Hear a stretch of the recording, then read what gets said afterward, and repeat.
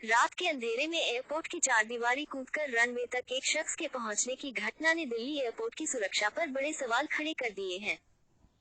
ये तो गनीमत रही कि समय रहते एयर इंडिया के पायलट की नजर इस शख्स पर पड़ गई, जिसके बाद इस शख्स को हिरासत में लेकर पुलिस के हवाले कर दिया गया। आईजीआई एयरपोर्ट पुलिस ने भी इमाम नामक इस शख्स के खिलाफ मामला दर्ज कर उसे न्यायिक हिरासत में भेज दिया है। बावजूद इसके एयरपोर्ट सुरक्षा को लेकर अभी तमाम सवाल ज्यों के त्यों खड़े हुए हैं।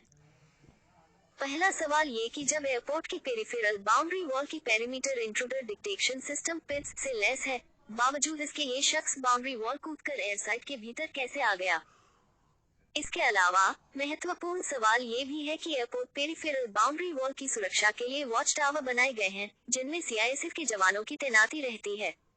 वॉच टावर पर सीआईएसएफ की मौजूदगी के बावजूद ये शख्स एयरपोर्ट पेरिफेरल बाउंड्री वॉल को कूदकर अंदर आ गया। इसके अलावा इंट्रूजन की आशंकाओं को देखते हुए एयरपोर्ट की चारदीवार के साथ फॉलो मी व्हीकल निश्चित समयांतराल में चक्कर लगाती है। ये शख्स एयरपोर्ट की फॉलो मी व्हीकल में तैनात स्टाफ को भी नजर नहीं आया। एयरपोर्ट सुरक्षा से जुड़े न जाने कितने सवाल हैं, जिनके जवाब देना सीआईएसएफ और एयरपोर्ट ऑपरेटर के लिए जरूरी हो गए हैं। प्रारंभिक जांच में सामने आई बड़ी चूक। सूत्रों के अनुसार प्रारंभिक जांच में यह बात सामने आई है कि एयरसाइट पर स्थिति एक गेट के पास निर्माण कार्य चल रहा था। इस निर्माण कार्य की वजह से कुछ समय के लिए सीमित क्षेत्र का सीसीटीवी और पिच सिस्टम बंद कर दिया गया था। इसी दौरान शराब के नशे में धुत ये शख्स कंस्ट्रक्शन साइट की जगह से एयर साइट में दाखिल हो गया।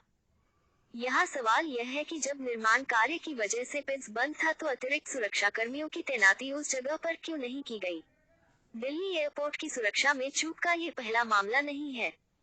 कुछ दिनों पहले ही एक शख्स निजी यात्रा सिस्टम में सेंध लगाकर टर्मिनल 3 में दाखिल हो गया था।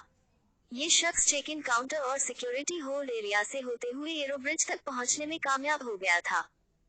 गनीमत रही कि विमान में बोर्ड होने से ठीक पहले इस शख्स का भांडा फूट गया और एयरपोर्ट सुरक्षा एजेंसियों ने उसे हिरासत में ले लिया। यहाँ सवाल यह है कि सुरक्षा में लगातार चूक के बाद सुरक्षा एजेंसियां सतर्क क्यों नहीं हो रही।